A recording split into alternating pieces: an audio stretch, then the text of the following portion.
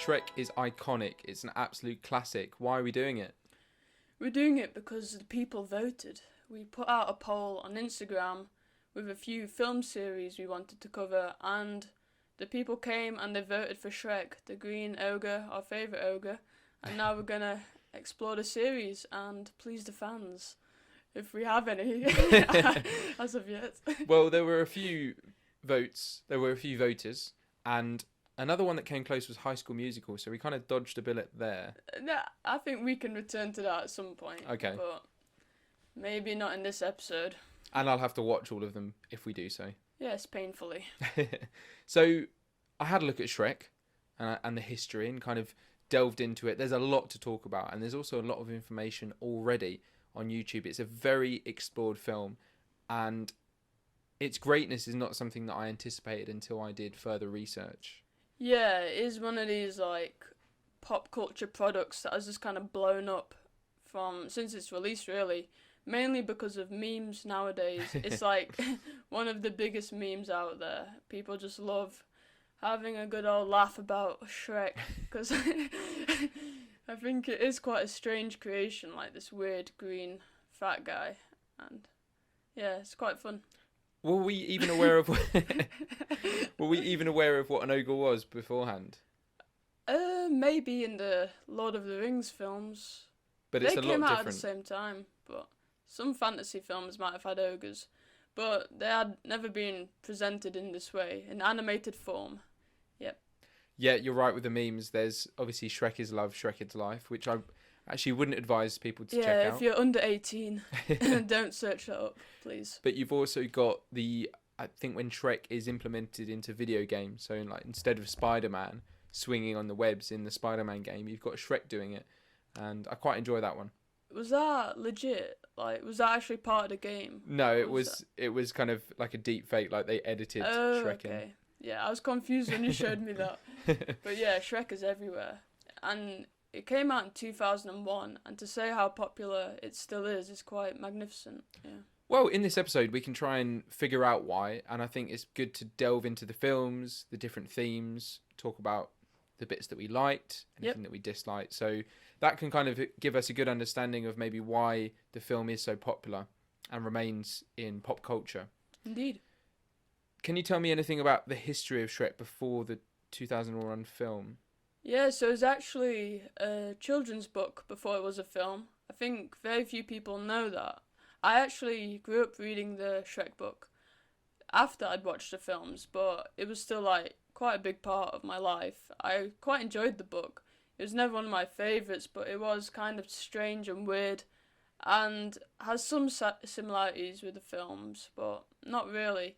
Kind of follows Shrek as a teenager as he gets kicked out of his family home, really, and just goes on his quest in the world to wreak havoc and just make the world a more miserable place. And he encounters the donkey and other fantastical elements like a witch, and then finally meets a princess at the end who's even more uglier than him, and then they fall in love. And that's pretty much the story. It's very simple, but yeah, I think it was kind of popular in America, and a lot of filmmakers did enjoy the book growing up, so wanted to make it into a film. Great. And upon doing a bit of reading on this as well, I had no idea, but so DreamWorks was set up by a guy called, I think it was Jeffrey Katzenberg? Yeah, something like that. Jeffrey Katzenberg, some Jewish name. So he basically created it after falling out with Disney. I think along with a few others, Steven Spielberg being one of them, for DreamWorks. Mm-hmm. And again, I had no idea, but it looked like that they created Shrek as kind of a parody to Disney.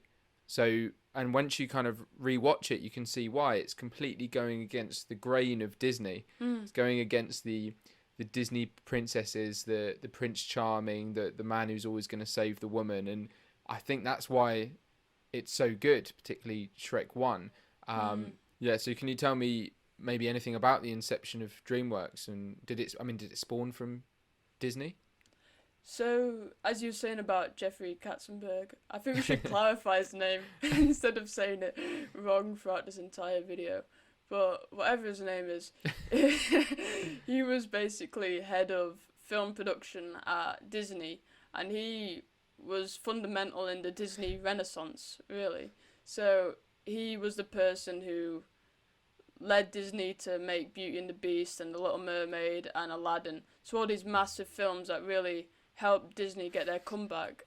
But I'm not entirely sure on the details of how he was kind of let go from Disney, but it wasn't on good terms, really. I think he feels quite sour and bitter about how he was released from Disney, and he kind of like harnessed that rage almost and pushed it through like the Shrek films.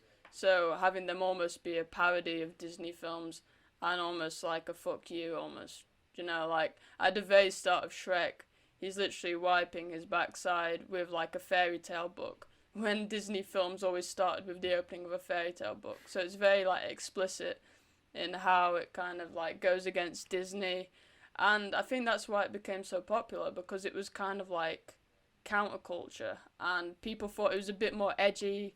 They were kind of past all like the fairy tale stuff of Disney and wanted something a bit more modern, because obviously there's loads of modern pop songs and pop culture references and adult humour, which feels very like new and modern and different. Yeah. There's a lot of ways that it completely subverts expectations.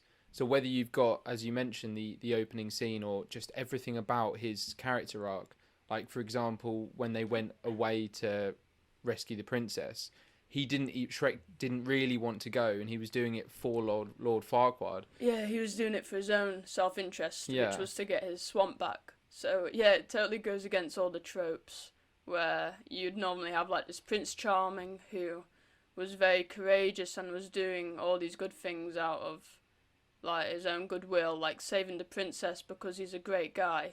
But Shrek's just doing it because he wants his home back and he wants all these fairy tale creatures to get off his property, really, which is such a interesting direction to take it. It's so different, and it must have been quite unique when it came out in 2001. A really good quote that I took from a YouTube analysis was DreamWorks' version of a Disney movie for a generation of kids that were growing up. So you kind of had all the kids maybe through, again, Disney films in the 80s and 90s, and then you were... I mean, there's not much wrong with Disney films, as we've discussed previously, particularly the older ones. There's a lot right with them, and they're very good stories. But I think to have something as different as that kind of got the fairy tale aspect really right as well, because you had things like the pigs, the wolf. So it's taking, and you see that as you progress through the films, when Prince Charming steps into the pub, and you've got all these bad characters as well. So I really liked that quote, and just I didn't realise how different the Shrek films are. Yeah, I think it came out of the move towards CG animation as well, because that was kind of like the newest thing as well. If you look at Pixar films, and they fully embodied CG animation, they also had a lot of pop culture references and a lot of adult humour as well that maybe appealed to like modern day kids more. So it felt like classic Disney animation, like hand-drawn 2D, was kind of left in the past, and Pixar and DreamWorks kind of like got passed on like the baton and like kind of pioneered this CG animation where it is a bit more risky, is a bit more adult, and appealed more to like the modern day kids almost. And don't you think the animation still holds up quite well?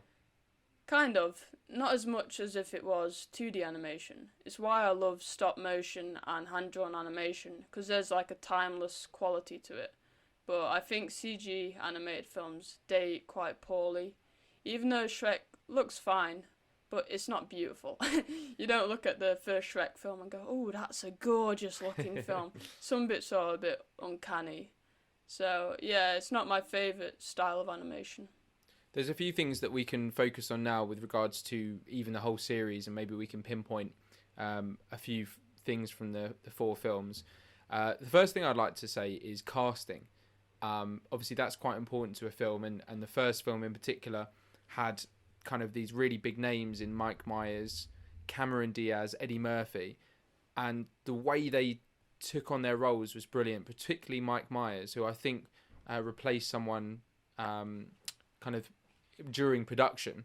So then he took over the role of Shrek, and I can't imagine the Shrek films without his voice. It's such an iconic voice, isn't it? Like that Scottish accent.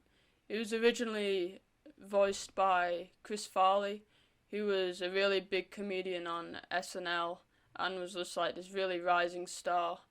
But he kind of like recorded his voice for the entire film. Like Shrek was in production hell. Like it kept on the like the conception of Shrek kept on changing, where they wanted to take the story, the world they wanted Shrek to inhabit kept on changing, and Chris Farley was like a main focal point for how they developed Shrek. Like they developed Shrek around Chris Farley, but then he died suddenly from like a drug overdose.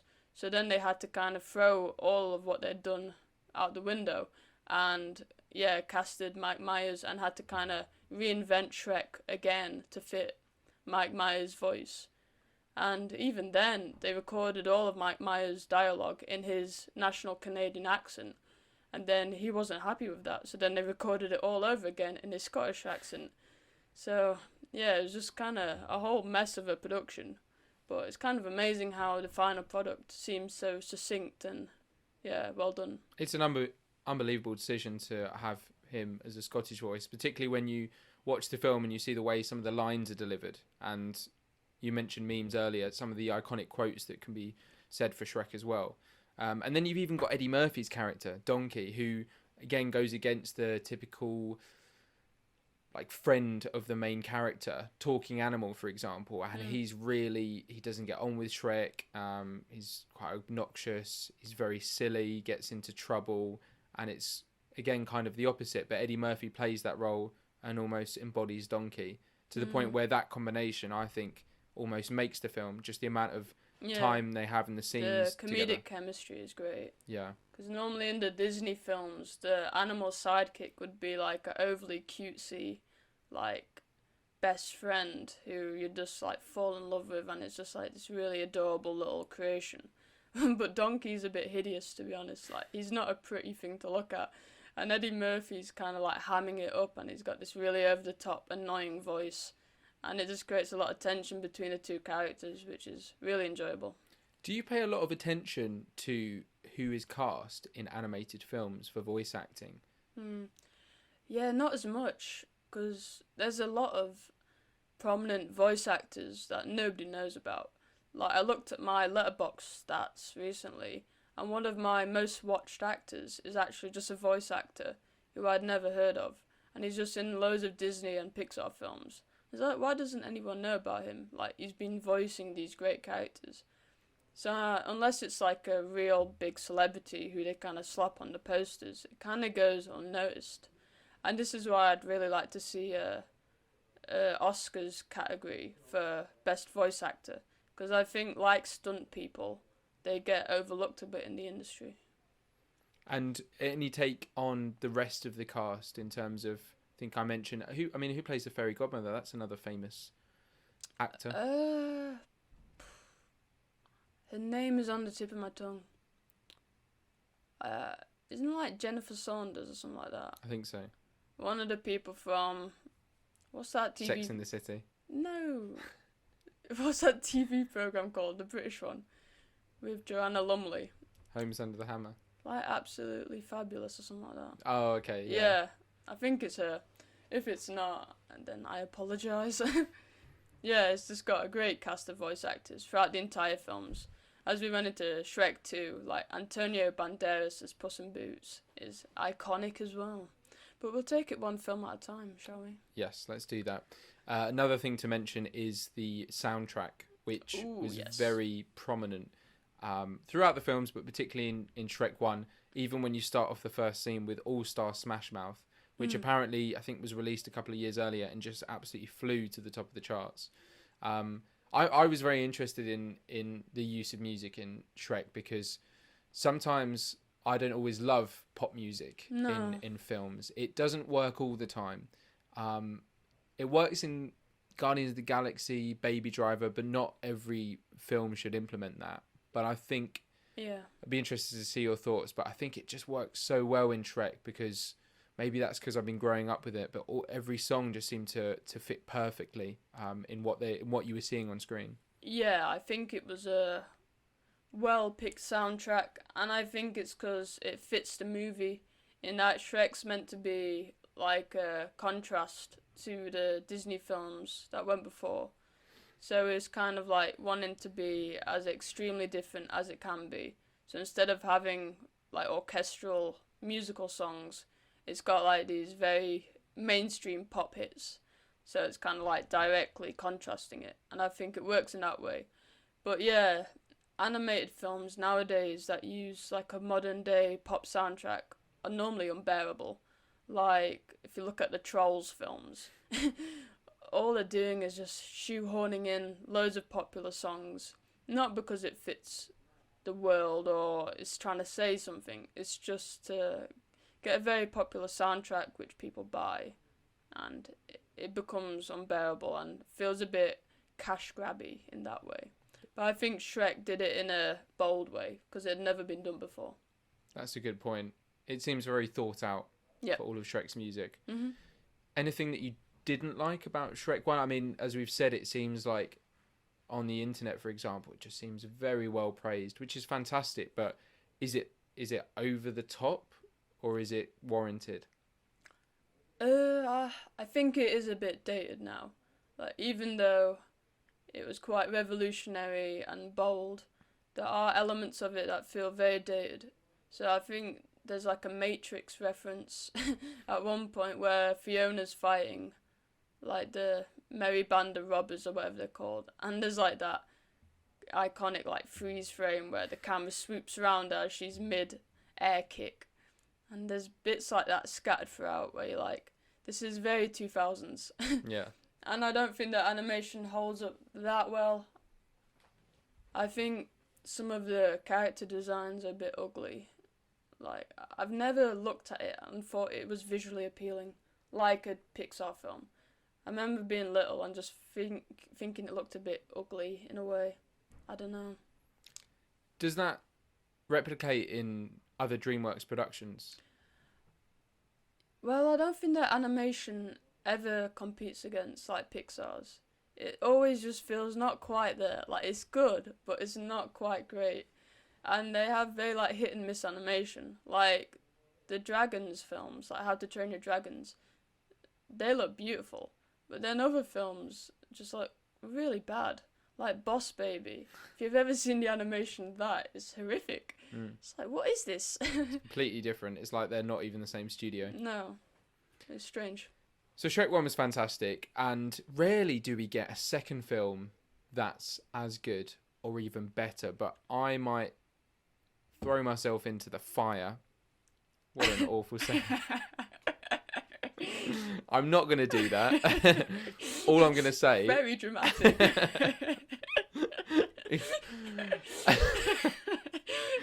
Nobody cares that much about your opinion. Yeah. Okay, I'm going to say that Shrek 2 is better than Shrek 1. It's not that controversial either. It's really not. No. I think most people have that opinion, including me. It is a lot better. I think the story's a lot more ambitious. There's a lot of different like moving pieces, which makes it a bit more exciting. And I think the soundtrack's even better. Like, the ending is incredible when they have I Need a Hero, that playing over like Shrek trying to storm the castle. Yeah. It's so like fist pumping, you're like, hell yeah. And I think it just nails the emotions a bit better this time around. Yeah. I mean, Funky Town is absolutely iconic to the point where you play that and everyone just says Shrek all the time. When they're entering Far, Far Away. Yeah. Yeah, it's brilliant. Shrek 2 does a really good job at taking what we know and expanding it. Expanding the world, you know, the first 20 minutes, I think we go into this palace and it just looks beautiful and Shrek's outside his comfort zone. I really like the themes that he explores with him kind of meeting the family, but being different as well, and then introducing the characters as well, the villains with Fairy Godmother, and then Prince Charming come into it. The characters that they do introduce and Puss in Boots are just even better. So I think it takes everything from the first film. I think, as you said, the soundtrack's better. It's funnier. It's got a tight story. It's just brilliant. Yeah, I think that's a great point in about expanding the world. because the first Shrek created a really interesting world, which was kind of leaning into fairy tales, but also a contradiction to it. And I think Shrek 2 really leans into like the pop culture nature of it by having Far Far Away be like Hollywood.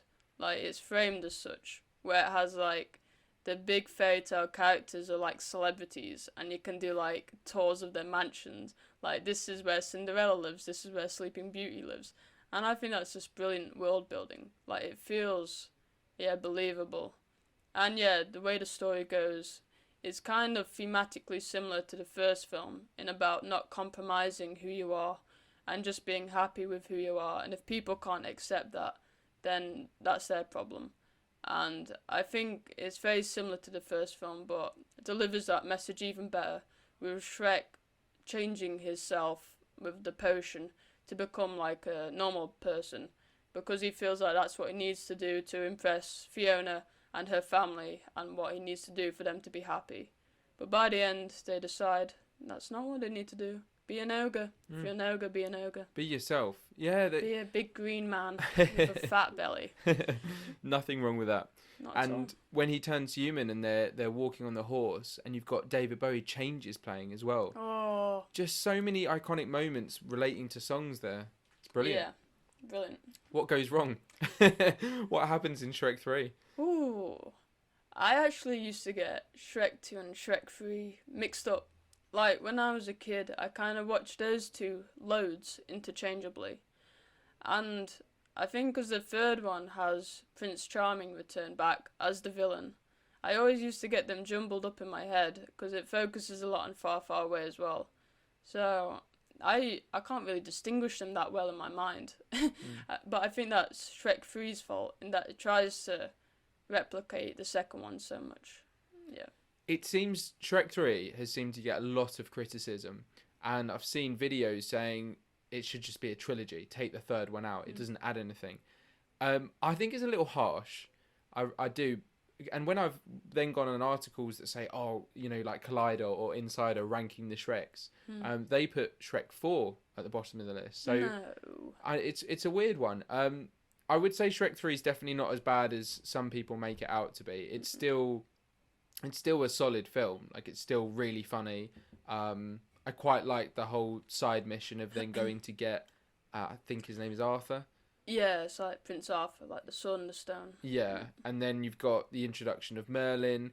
I do think it's not as consistent. I can't really remember any of the musical tracks from it. No, that's a great point. There's that scene where the dad dies, Fiona's dad, and there's like a live and let die. Yeah. And all the frogs sing it. Yeah. And that's using the soundtrack in not a flattering way. But I don't think Shrek 3 is that bad. Okay. I think it's not good at all. It's like a 5 out of 10. There's parts of it that work, but yeah, it's just not as well thought out. Like, the jokes aren't quite as good. Like, it leans more into like absurdist humour.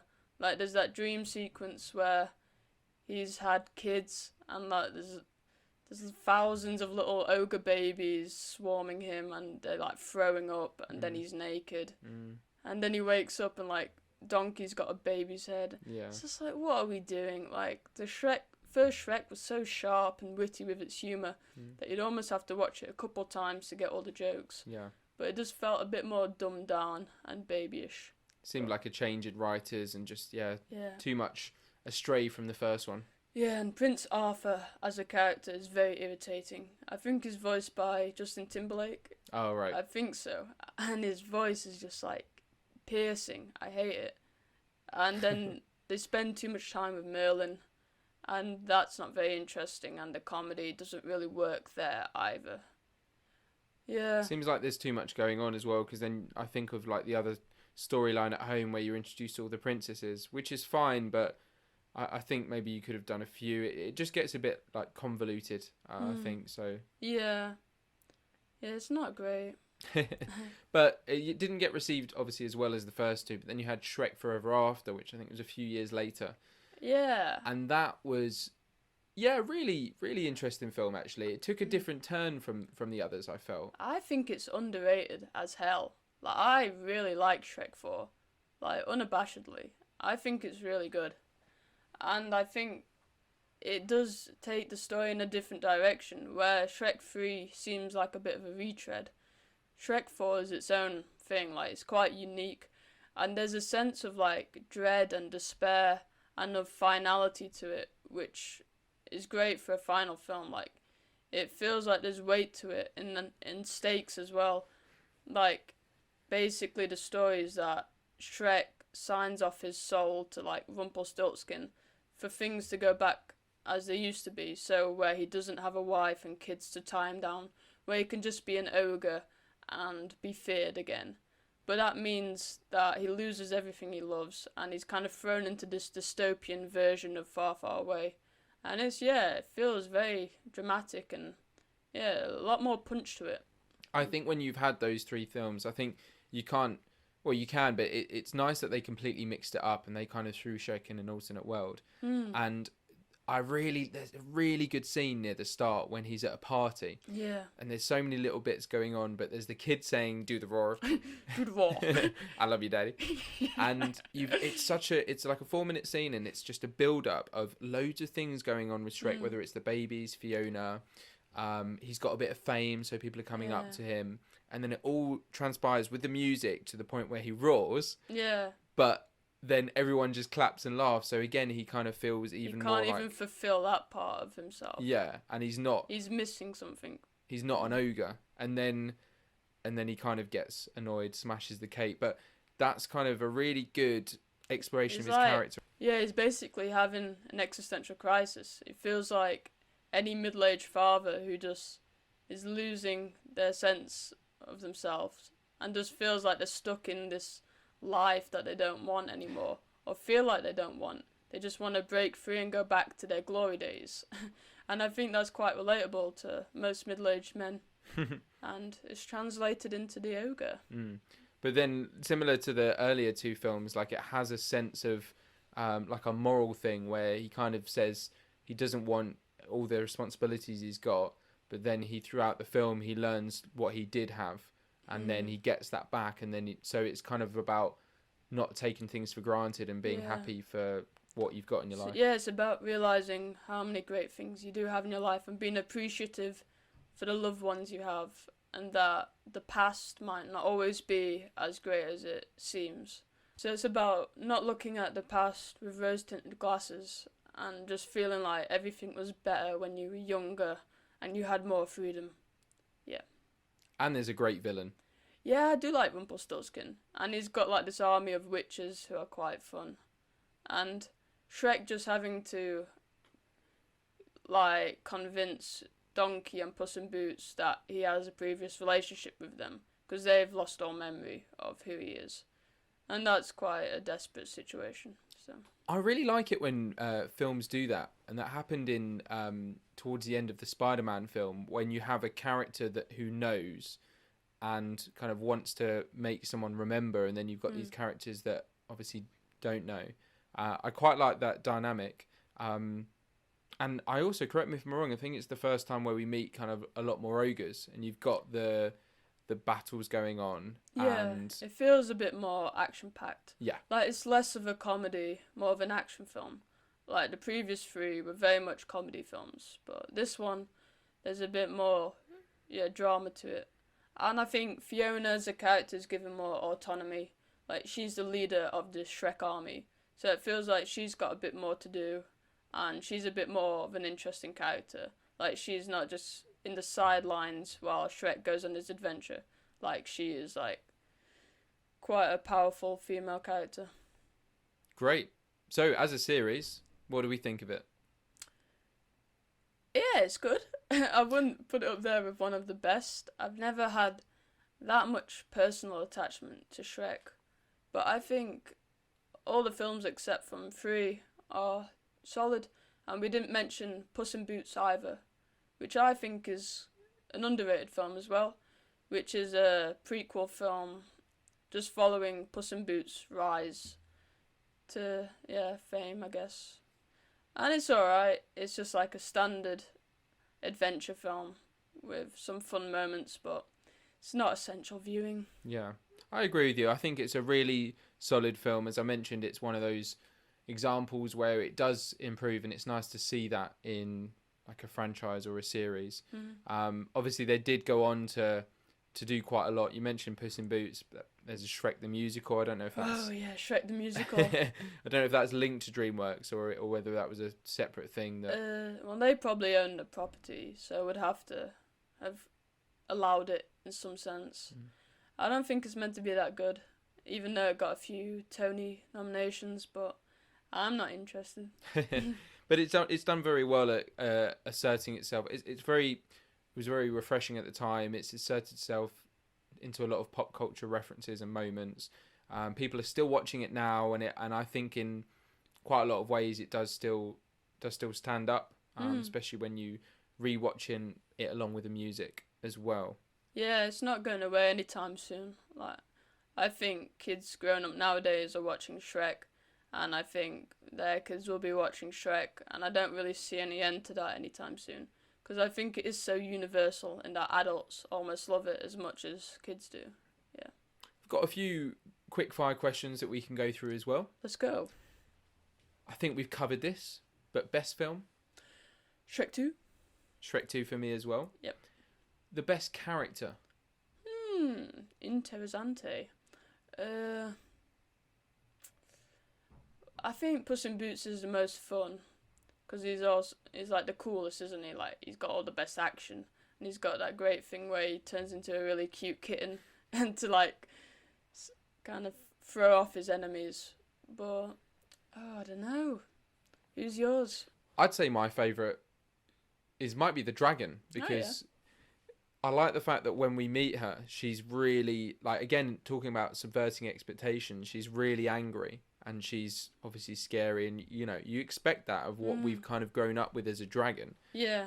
But then later in the film and in the franchise, she marries a donkey and has babies with a donkey and becomes a saviour to Shrek and a friend. Yeah. That's quite emotional. Feel myself welling up. Yeah, because I think she was only angry because she was lonely. And in Shrek 1, she, like, sees Donkey and's like, this is someone that can complete my life. I've just been stuck in this castle all my life with no one to have company with. And then she falls in love with a donkey. You're at a low moment if you're going, this is Donkey can complete my life. I think it just comes out of desperation. She's the first thing. It's a donkey. Yeah, I'll fall in love with that. Got no one else. It's slightly weird how they have babies. I don't want to think about how that works. No, I'm glad that they didn't explore that in the children's film. Little hybrid babies where it's like part donkey, part dragon. It's a bit odd. What's your funniest moment from the franchise? Probably should have rewatched these films. Disclaimer, I didn't, because I watched them within the year, but that's a tough one. I've got one if you need time to think. Yeah, you go ahead, take the reins. It's one that I just keep watching on YouTube, and I don't know why it's so funny, but it's when the frog, when the dad is dying, and he's just kind of like, his name is, and then he dies. And then you just see like a tongue just get out and get a fly. His name is, and again, just like it just completely goes against what we like, taking the piss out of a death scene, which it didn't do, but it was a funny death scene, which almost never happens in films. So to have that, and it's a frog and a lily pad, and Shrek saying "Dad," like there's a lot of I just find that hilarious. Still trying to think. There's not one definable moment for me. Shrek 4 chimichanga stand. I can't say that's a highlight. That's my chimichanga stand. Yeah, there's the fat Puss in Boots, which is quite funny. I think that any scene with Lord Farquaad in the first one is quite funny. Like, there's a lot of adult humour there. Like, Shrek at one point says he's obviously compensating for something because he's so small. And yeah, a lot of good humour with that, but I can't really pick out one moment. It's worth mentioning that the success of these films aren't just down to the fact that they're a kids' film, because the problem with some kids' films nowadays, and I don't know if like Super League of Pets falls into this trap, is that they don't do too well if they're just completely aimed at kids. And I feel like an animated film does really well when it's got themes and jokes that an adult can really take hold of and really understand, but it's also perfect for kids as well. So I mean, it must be really hard to find that balance, but I'm sure that makes Shrek as good as it is, because adults can watch it and find it funny. 100%. It really adds to the timeless quality of it when it can appeal to many different demographics. And we've seen that with Pixar, and that I still watch Pixar films all the time, and I'm 20, and they never really age for me because they are so appealing to many people. And when animated films are just categorized as kids' films, and they're kind of pandering to 5-year-olds, very simple jokes, simple animation, simple stories, there's nothing really to kind of anchor its place in history. Do you know what I mean? Yeah. They're just quick flashes in the pan where get a few kids in cinemas and then everyone forgets about it. There's nothing timeless about it. There must be loads of films like that. Illumination especially is just the worst sort of animated film. We're like the Despicable Me films, Minions, like Sing, The Secret Life of Pets. They're just so bland and watered down, and it's just for like 5-year-olds sitting there just kind of slowly nodding off and don't really have any engagement with it. But it's just bright colours and animals, like, oh, look at that. And it can distract them for a little while. Yeah, film needs more soul and more life to it. It needs a bit more weight to it. And I think kids benefit from that as well.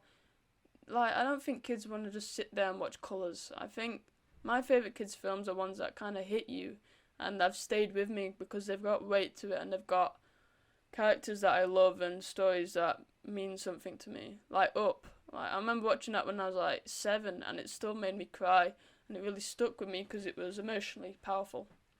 I agree. Yeah. What is your worst moment? Worst moment? Oh, I think when they go and visit Arthur at the high school. All of that scene is just kind of lame. Like, it's just like bullying, and there's like a weed joke where there's like hotbox like a little caravan. And it's all just kind of like the most generic high school movie tropes. And I just find that whole scene a drag. Yeah, it's weird because obviously they did a great job in number 2 at world building, and you think that you can go out and explore that, 100%. But they didn't do good. Yeah, because how good they've been previously with world building. You think like, ooh, a fantastical high school. Where can we go with that? Like, it seems like so many different places we can go with that. Like, borrow from Harry Potter if you need to. But it's just any other high school, but it's got jousting. It's like, wow, really pushing the boat out there. Like, they could have done so much more. I think my worst moment would probably come in that film as well. I think towards the end, my memory's a little hazy, but it's just a bit of a mess with the play, and Prince Charming comes in, and they do a kind of a play of killing Shrek, and yeah, I don't think it works very well for me. No. We have covered this a bit, but how does it compare to the wider world of animation or DreamWorks films? I think Shrek is still what most people associate with DreamWorks, which shows its like iconic status. Like, if you hear DreamWorks, you go Shrek. But I don't think it's their best series. I wouldn't even say it's their second best. I'd probably go How to Train Your Dragon, then Kung Fu Panda, and then Shrek. I think those two series are slightly better. They've got a bit more consistency, and I think just visually they're a bit more interesting. Yeah, so, yep. There we go. And that's all I have to say. And my final thing would be, I had to think about, we mentioned the sequel being better than the first, so I had to think about some other films. Off the top of your head, where else can you see a sequel being better than the first film? Well, just generally sequels being better. There's not that many. Aliens, possibly better than Alien. Dark Knight. Dark Knight, Terminator 2. The Godfather, not necessarily better, but still an amazing sequel. Toy Story 2. Lord of the Rings. Lord of the Rings, possibly. There's a few. Spider-Man 2. Spider-Man 2. There's a reasonable amount, but it doesn't happen often, does it? No. Yeah. It's like comparing a molehill of good sequels to like Mount Everest of bad sequels, if that makes any sense. No, and I think we need to close up because I had no idea what you were saying. You do, deep down. You're just trying to make me feel bad. Well, hopefully this series improves. So as the sequels come by of these episodes, they'll get better and better. We don't want our first episode being the best. I don't think. I think what you're trying to say there is that we'll develop and get better at talking about them. Yeah, and hopefully change the format a bit. We're thinking about maybe doing live reactions to the films while we're watching them, just to get a bit more of a fresh perspective, because I felt like I was maybe reminiscing a bit too much about the Shrek films today. With rose-tinted glasses. Oh, it always comes back to that, doesn't it? Thanks for coming on. See you next time. I'm the host. See you next time.